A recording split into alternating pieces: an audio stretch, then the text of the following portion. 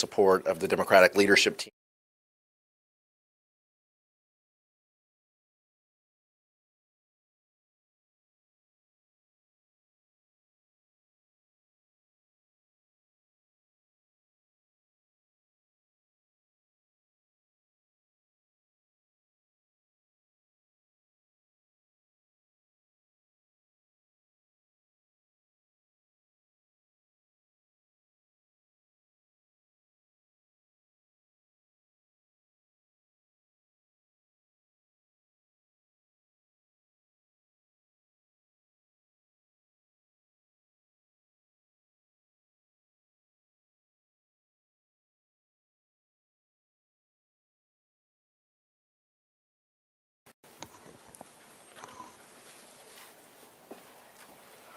Welcome, everyone.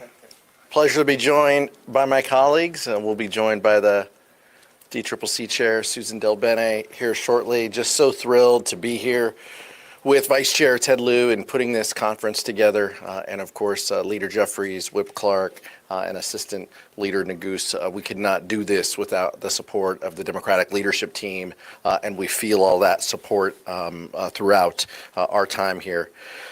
In the first 7 weeks of the Trump administration, we have seen nothing but chaos, confusion, and corruption coming out of the White House. House Republicans have either stayed silent as their constituents get hurt, or are voting to rip away health care for millions of Americans to pay for tax giveaways for billionaires. House Democrats have been united in standing up for Medicaid to keep health care more affordable. House Democrats have been united in honoring our veterans who have fallen victim to Elon Musk's reckless cuts at the VA healthcare system. We've been united in protecting Social Security, even as the President of the United States used his joint address to lay out the groundwork for cutting these benefits by lying to our country about the claims of 100-year-old beneficiaries. And all of us remain united in our overarching message to make Leader Jeffries, Speaker Jeffries, no later than next year. We're going to talk about all of this over the course of the next few days, and we're going to put the needs of the American people front and center in everything that we do. The economy that House Democrats helped build is in a freefall. In 2026, we need a Democratic House to protect the American people from the costly missteps of the Trump administration. With that, introduce Leader Jeffries. Thank you, Chairman Aguilar and Vice Chair Lieu, for your leadership, for convening House Democrats, and for the manner in which you have presided over the House Democratic Caucus in such an effective way during these very challenging times. Donald Trump and House Republicans are crashing the American economy in real time and leading us toward a possible recession. Donald Trump and House Republicans promised that they would lower the high cost of living on day one. Costs aren't going down, they're going up. Inflation is going up. The stock market is going down. Consumer confidence is going down. Consumer spending is going down. The retirement security of the American people is going down, and it's all connected to the chaos, confusion, and corruption of the Trump administration and extreme MAGA Republicans.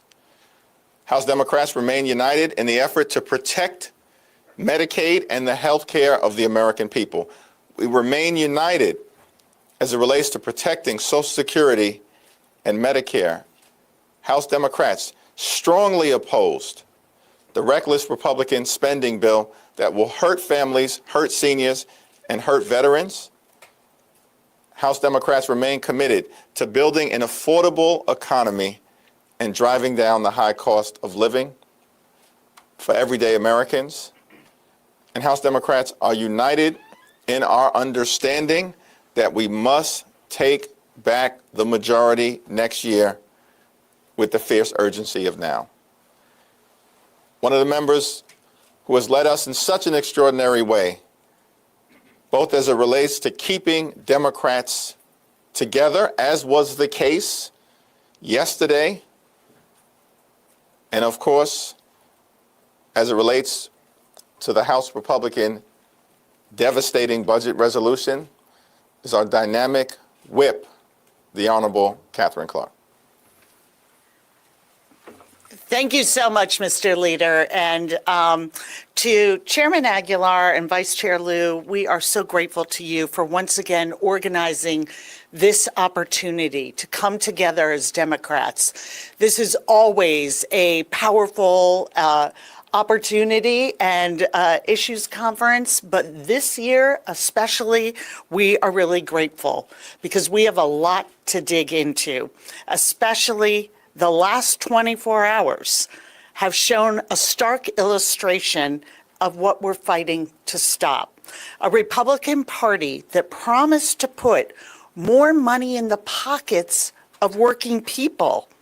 They turned around and stole their money, stole from their own constituents, from their schools, their health care, their retirement, all to cut billionaire taxes and funnel corrupt contracts to Elon Musk. Just look at the split screen. People can't afford their rent. They can't afford eggs. And what is Trump doing? He is hawking luxury car brands of his biggest donor on the White House lawn. The same day, he is slashing the Department of Education in half, going after 180,000 teachers whose jobs depend on federal funding. 7.5 million special education teachers who get federal support. And the 90% of kids in this country who attend our public schools. And that's just the start. Yesterday's defunding bill is going to wreak havoc on working families. And once again, it's women and girls who will pay the heaviest price. The domestic violence survivors, they're voting to evict them. The overworked VA nurses, 84% of whom are women, who are either fired or being forced to take on even heavier workloads. The patients watching Republicans defund Alzheimer's disease, breast cancer, and maternal mortality research. The moms who are searching for affordable childcare. Whether it's born out of cruelty, cowardice, or corruption, or all three, the GOP is hell-bent on making families at home unsafe. So we recognize these are brutal and scary times, but here's our message to the American people. The House Democrats stand with you. We are fighting alongside you. We are not going to let House Republicans get away with this crime spree. Every day, leaders from our caucus are holding the line, and especially a little preview, the extraordinary women who have joined our ranks this caucus that I hope you will come join me at 10:15 a.m. tomorrow to meet our freshman women. But in the meantime, I will turn it over to another remarkable leader, our field general and talented chair of the DPCC, Susan DelBene. What did I say? Oh, she, you know, we have a lot of acronyms. One of those, the DCCC. Thank you. Good afternoon, everyone. Just a little over 2 months into their trifecta, House Republicans are well on their way to breaking the economy. Consumer confidence is evaporating. A new CNN poll today shows a majority of Americans disapprove of Trump's handling of the economy. A record high stock market has lost all its gains since January, and prices continue to rise at the grocery store, the gas pump, and the pharmacy counter. Affordability was the #1 issue for voters last election, but House Republicans have done nothing to lower prices. Promises were made, promises are broken. Their tariffs will raise prices and create massive uncertainty for businesses, small and large. A small business owner in my district recently told me he's already losing business. He's not sure if he can be competitive price-wise going forward. Just the uncertainty alone of whether tariffs will be there or not has caused him to lose business. And what's more, the stop and start and chaotic nature of these tariffs continues to be extremely harmful. It's easy to lose business. It's hard to get it back. And House Republicans seem fine with this. They dismiss the damage they're causing as a little disturbance. But when a farmer can't buy the fertilizer they need during planting season right now, or export their crops, that's not a little disturbance. It's incredibly harmful to their business. And Republicans promise to support our businesses, our farmers, and our workers. But with these tariffs, they're doing exactly the opposite. House Democrats and the American people are going to hold Republicans accountable for their broken promises. And we're already seeing across the country people standing up and speaking out against their dangerous agenda. The public is opposed to their cuts to Medicaid. They're opposed to the mass layoffs of firefighters, of inspectors in charge of combating bird flu, of veterans who are supporting veterans at the Veterans Administration. House Republicans know how unpopular their agenda is, which is why vulnerable House Republicans have stopped holding in-person town halls. They can't, they can try to hide all they want, but they can't hide from voters forever. The frustration and anger we're seeing across the country should send a loud message to House Republicans. People are ready for a change, and they're ready to help House Democrats take back the gavels. So now I want to turn it over to our incredible Vice Chair from the great state of California, Ted Lieu. Thank you, Susan. Good afternoon. Chairman Aguilar and I are excited about this year's Issues Conference. And let me start by thanking Leader Hakeem Jeffries, Whip Clark, and Chairman Aguilar for their strong leadership in unifying the Democratic caucus against the Republican CR. That was a strong show of force yesterday by House Democrats. Donald Trump last week came to Congress and he lied to the American people. He promised a golden age. Instead, we're entering a Trump slump. We see that prices have increased, especially egg prices. We see the stock market is down approximately 2,500 points since Trump took office, and consumer sentiment is down. And this is because of his chaotic policies, such as indiscriminate tariffs, and then his weakness and indecisiveness in flip-flopping on those tariffs. That is causing a lot of chaos in the markets. He's also doing harmful things like cutting scientists and inspectors who work on bird flu. He's cutting funding for scientists who are working on diseases such as ALS, Alzheimer's, and cancer. And the American people are noticing. In January, Democrats flipped a state Senate seat in Iowa that Trump had won by 21 points. And just this week, in another special election in Iowa for a House delegate seat, our candidate overperformed by 24 points. And with our field general, Susan Delbene, we're going to flip the House next year. And I look forward to working with this entire leadership team in doing so. It's now my honor to introduce Joe Neguse, who has done a fantastic job as Assistant Democratic Leader. Well, good afternoon. Thank you all for being here. Thank you to Chair Aguilar, Vice Chair Lieu for convening us, for the important conversations that will ensue over the next 2 days, and of course to Leader Jeffries, Whip Clark, and Chairwoman Delbene for their incredible leadership over the course of these last several years. There's a headline that I came across this morning that I think so well encapsulates the chaos and the dysfunction that we are living through and the precarious moment that we find ourselves in. From CBS News, and the headline is this: Lutnick says Trump's policies are, quote, worth it, even if they lead to a recession. The Lutnick, of course, that this article is referring to is President Trump's Commerce Secretary. Think about that for a second. That in his view, these reckless economic policies are worth it, even if they cause a recession. And it appears they will get their wish. As you heard Vice Chair Lieu, Chair Aguilar, Leader Jeffries, Whip Clark, Chairwoman Delbene describe the economic havoc that President Trump and his administration have created over just the course of these last 7 weeks. Stock market crashing, job losses piling up, 401ks vanishing, the prices for everyday goods going up across the board. Federal workers, folks at the Forest Service, wildland firefighters in my district back home in Colorado, purged from the federal government, agencies being dismantled. All of this has real-world consequences for the people that we are also privileged to serve here in the United States Congress. The time for the Trump administration to abandon these reckless policies is now. They warrant a decisive, comprehensive response from House Democrats, which is precisely what we've done for the better part of the last 7 weeks, and we look forward to having more discussions on our response in the days ahead. And with that, I'll turn it back to Chairman Aguilar. Thank you, Joe. Questions? Mariana?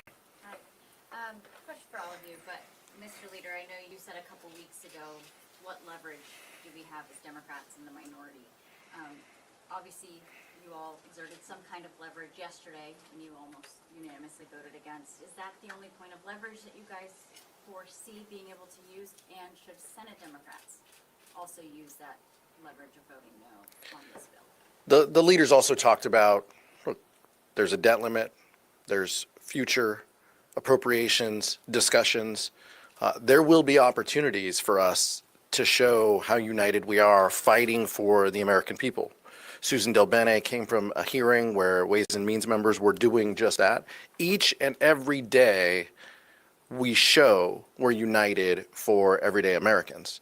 Now, we're going to continue to work with our members and talk about ideas and strategies on how we show that, how we demonstrate that. The leader will guide our efforts. But what you saw yesterday and what you saw in the budget reconciliation vote, where Catherine Clark and her whip team got every Democrat on board, shows and demonstrates exactly who we're fighting for and what our focus is. Mr. Leader.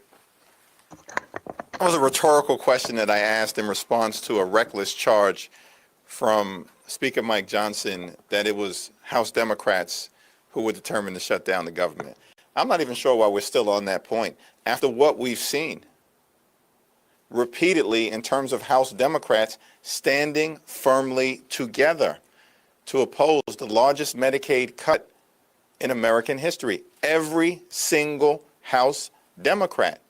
And Republicans are on the run all across America, which is why they have been ordered not to hold town hall meetings. House Democrats are doing the exact opposite. Next week, we will have a day of action all across America in support of Medicaid. And our members will continue to hold town hall meetings, engage with constituents, visit schools, hospitals, and nursing homes to make it clear that we're standing up for the American people. So we will continue to be united in our defense of everyday Americans, and Republicans are clearly united in bending the knee to Donald Trump and Elon Musk. Should Senate Democrats also stay united like you all? I don't know why anyone would support that bill. For the United States Senate, look, we're going to wait for the white smoke just like everybody else out of their lunch, but there is nothing in this bill that gives the certainty that the American public need. Cuts to veterans' health care, continued cuts for these agencies that are providing services from wildland firefighting to cancer research. Elon Musk and Donald Trump are systematically already shutting down the federal government. Why we would want any part of that, I have no idea. Over here. My question is actually for Chairman. I'm happily going to give it to her. Okay. I just Sight unseen. about the map coming up in 2026 and your plan to expand these seats. I know that there's about 13 Democrats, I think, that are currently serving in districts won by President Trump. I think there's only 3 Republicans, including Brian Fitzpatrick, who overperforms in districts won by Harris. So How did the numbers add up for you? What's your strategy in terms of expanding your seats? Well, you actually talked about part of it. One, we overperformed last cycle. We gained seats. We flipped 10 seats from red to blue, and we are 215, which puts us in an incredible position. So we need 3 more seats. As you said, we won also in Trump districts across the country, and I think given that was before the chaos and dysfunction that we've seen from the Republican Party already, just in 2 months, and the outrage that we've heard from the American people across the country. So we're going to hold them accountable. I think that folks want to see, and economic issues are top of mind. We're going to continue to recruit and have great candidates. That's one reason we won across the country, even in tough districts. You've got great candidates who are focused on the kitchen table issues of their districts and who are coming to Washington, D.C. to fight to get things done. And so we're going to work hard, one, make sure we reelect all the great folks that we just brought into Congress, and two, recruit great candidates, focus on the issues of the American people, and hold Republicans accountable for the chaos they have. That's why we'll be successful next year, absolutely. Michael, let's go. Thank you, Mr. Chair. Donald Trump has painted this picture of his first few weeks as cleaning up the mess that the Biden administration and Democratic control of Congress left behind. He has a powerful media ecosystem behind him that, you know, a lot of Americans really turn to for their news. How do you break through that information gap and help folks understand the things that you did in previous Congress, what you all will do if you were to get those gavel backs, given the fact that he has such control of such a powerful megaphone now that he's president again and has this big media ecosystem behind him? Well, and we saw 99 minutes of lies in front of the American public. We're not trying to compete with that. We're trying to talk directly to the American people about our positive vision for the future, but it's based on data. The American people can see that Donald Trump was given an economy that was on the way up. We had come from the pandemic, worked our way through that, stock market, inflation going down, stock market going up. It's completely inverted now. Stock market crumbling, consumer confidence declining. That's the Donald Trump legacy. That's what Donald Trump's economy and his tariffs, on again, off again, all of that uncertainty, the American public, they may not follow every in and out, but they know that these guys are not fighting for them. And so I appreciate the DPCC and Leader Jeffries offering an opportunity for us to get our message out in a different format during the joint address to Congress. Collective eyeballs looking at content is something that we're all talking about now. We're doing different things. We're trying to reach more people to get our positive message about the country and what we stand for. Those are things that we can control and that we can do. We're not trying to compete with Donald Trump for that megaphone that he has with the conservative media apparatus behind him.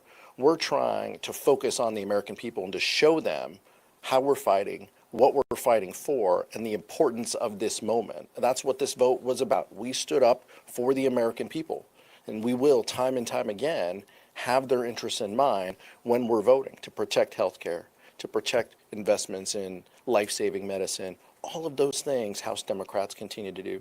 Whip Clark? Okay. Last one, Nick. I want to also ask about government funding. This was a tough vote for a lot of members. The Senate, you know, like you said, we're waiting on the white smoke right now.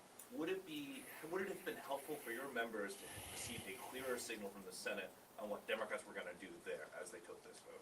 You're talking to the House Democratic leadership team. We control what's in front of us and our members. I'm so proud of our members continuing to listen to us, ask for guidance, ask for more information, wanting to get this vote right for their districts.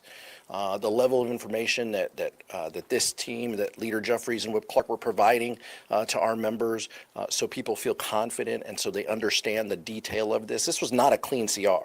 A clean CR, we voted for those. Those are 3 pages. You move a date around. This is 90 pages. Anomalies were pages 12 through 87. I mean, right, this is anything but clean, and House Democrats knew that.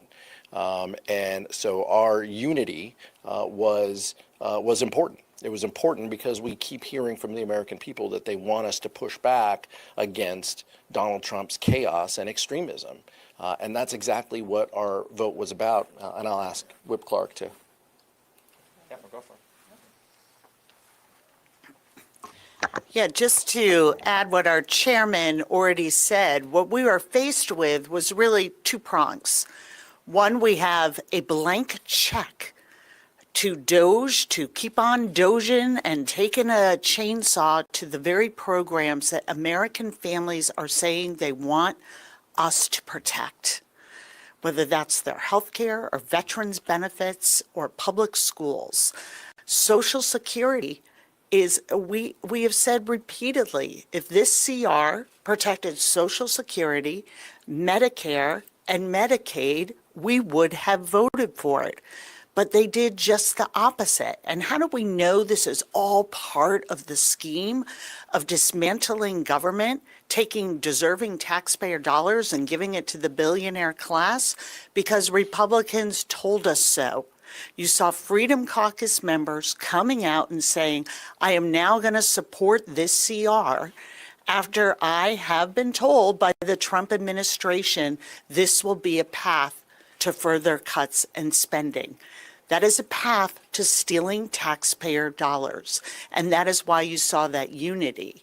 And I think our unity of purpose is a clear sign of whose side we stand on. We're standing on the side of working families. And that's why our message to the Senate is also stand with us on that side. And we think that our vote gives the Senate the strength and the message they need to stand up as well. 5 days ago, House Democratic leadership, Catherine Clark, Pete Aguilar, myself, all of us came out strongly against the partisan Republican spending bill because we understood that it was not a continuing resolution that maintained existing spending levels. It was a right-wing extremist wish list that would hurt the American people. In the caucus meeting yesterday, we laid out 5 different reasons, substantively, why we were strongly opposed to this partisan Republican spending bill and why that position should be reflected on the House floor, as it was, in defense of the American people. The partisan Republican spending bill cut funding for veterans, cut funding for health care, and cut funding for nutritional assistance. It represented an across-the-board cut as it relates to non-defense discretionary funding important to the health, safety, and economic well-being of the American people. The partisan Republican spending bill was an attack on families, veterans, and seniors. The bill that was strongly opposed by House Democrats is a power grab that further unleashes and entrenches Elon Musk's efforts to take a chainsaw to Social Security, Medicare, Medicaid, and the priorities of the American people. And there is an alternative for the senators, Democrats and Republicans, to consider. It's a 4-week, clean, continuing resolution that gives both the House and the Senate, Democrats and Republicans, the ability to try to reach an agreement that actually meets the needs of the country and does not hurt everyday Americans. Sure. Vice Chair Liu is going to answer though, but go ahead. So, if the message is, you know, you guys stand with the American people on their side, House Democrats did that, but if Senate Democrats support this, it's going to muddle that message. It's going to look like Democrats are divided on this thing. How are you going to make it clear to the American people that this isn't a Democrats divided narrative in Washington, that there's confusion here about how Democrats should act in this moment when I get to stand up against Trump. House Democrats are very clear. We're asking Senate Democrats to vote no on this continuing resolution, which is not clean, and it makes cuts across the board, and it's going to be one of those things where people are going to look at this vote, and every bad thing that now happens with Doge and Donald Trump, Elon Musk, they can go back to this vote. So we're asking Senate Democrats to vote no. Can you talk a little bit about did you have any conversations with Schumer about keeping the caucus together the way you did? Our ongoing conversations with Senate Democrats, from the leadership all the way through the members of the Senate that we regularly work with, are continuing. The House Democratic position is crystal clear, as evidenced by the strong vote of opposition that we took yesterday on the House floor, opposing the Trump, Musk, Johnson reckless Republican spending bill. Thank you. Appreciate it.